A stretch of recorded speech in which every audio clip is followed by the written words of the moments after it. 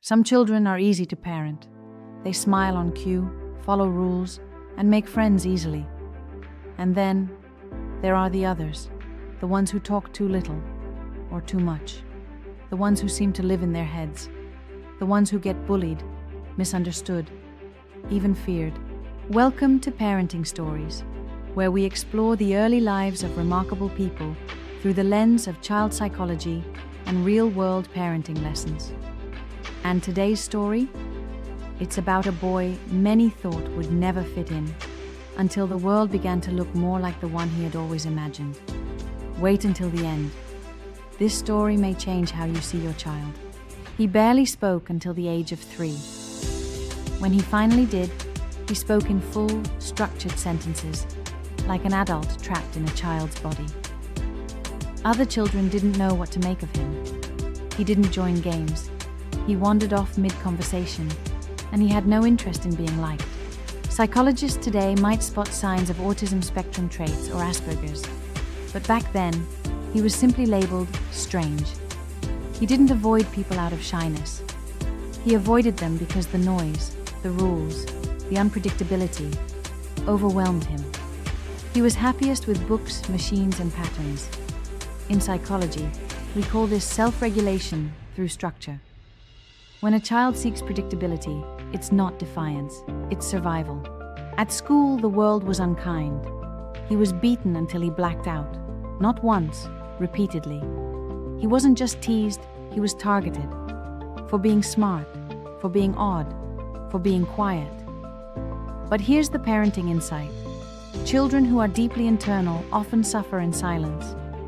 They don't come home and say, "I had a bad day." They just withdraw deeper into themselves. And the heartbreak? His father told him to toughen up. The emotional safety he needed never came. And yet, in that emotional desert, his mind kept building. Spaceships, game code, electric circuits. He wasn't escaping reality. He was inventing a better one. By age 12, he had coded and sold his first video game. While others found comfort in connection, he found it in hyperfocus. This trait is often misunderstood by parents. When your child obsesses over a topic, cars, bugs, space, Pokemon, it's tempting to worry they're too narrow. But intense interests are a neurological gift. They build depth, mastery, and resilience. This child wasn't scattered. He was laser-focused. A sign of executive functioning strength, not weakness. Here's the turning point most parents overlook. He didn't need more friends. He didn't need to fit in. He needed space, stimulation, and just one person who believed in him.